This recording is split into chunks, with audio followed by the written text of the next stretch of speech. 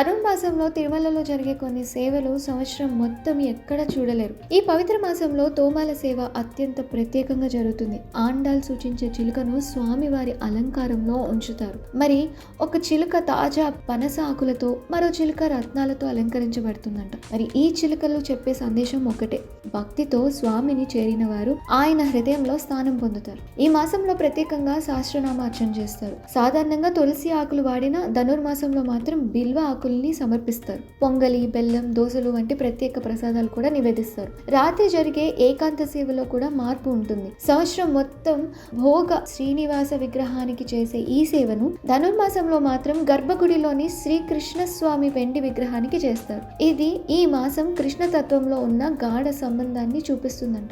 మరి ఈ మాసంలో వచ్చే అత్యంత మహత్తరమైన రోజు వైకుంఠ ఏకాదశి. మరి ఈ రోజున వైకుంఠ ద్వారం ద్వారా దర్శనం చేస్తే మోక్ష ప్రాప్తి కలుగుతుందని శాస్త్రాలు చెప్తున్నాయి. తరువాత రోజు వైకుంఠ ద్వాదశి. కోటి తీర్థ క్షేత్రాలలో స్నానం చేస్తే అన్ని తీర్థాలలో స్నానం చేసిన ఫలితం లభిస్తుంది. తరువాత రోజు వైకుంఠ ద్వాదశి. కోటి తీర్థ క్షేత్రంలో స్నానం చేస్తే అన్ని తీర్థాలలో స్నానం చేసిన ఫలితం లభిస్తుంది. ధనుర్మాసం చివరిలో జరిగే అద్భుత ఉత్సవం గోదా కళ్యాణం. శ్రీ గోదాదేవి శ్రీనివాసుడి దివ్య వివాహం ఈ పవిత్ర మాసానికి మహిమాన్విత ముగింపు. ఈ ధనుర్మాసంలో శుద్ధ భక్తితో స్వామిని స్మరించుకుందాం.